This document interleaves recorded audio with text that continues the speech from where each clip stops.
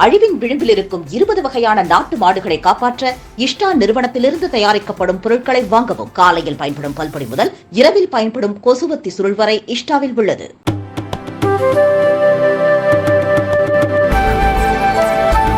உச்சநீதிமன்ற தலைமை நீதிபதி சந்திரசூட்டிற்கு நாடு முழுவதும் இருந்து 600 வழக்கறிஞர்கள் எழுதிய கடிதம் தொடர்பாக பிரதமர் மோடி காங்கிரஸை விமர்சித்திருந்த நிலையில் அக்கட்சி பதிலடி கொடுத்துள்ளது.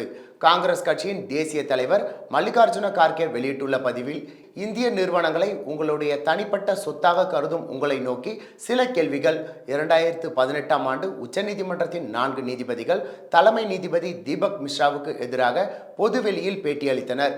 அப்பொழுது ஜனநாயக செயல்பாட்டிற்கு சுதந்திர நீதித்துறை முக்கியமானது என தெரிவித்திருந்தனர். அதில் இடம் பிடித்திருந்த நீதிபதிகளில் ஒருவர், மாநிலங்களவைக்கு அரசால் நியமனம் செய்யப்பட்டது ஏன்?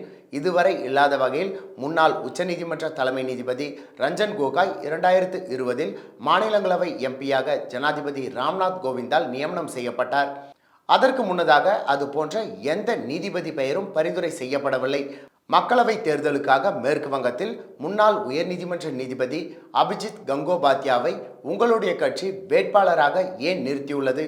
உச்சநீதிமன்றம் ரத்து செய்த போதிலும் தேசிய நீதிபதிகள் நியமன ஆணையம் அரசால் ஏன் கொண்டு வரப்பட்டது என்று பிரதமர் மோடியை பார்த்து பல கேள்விகளை எழுப்பியுள்ளார்.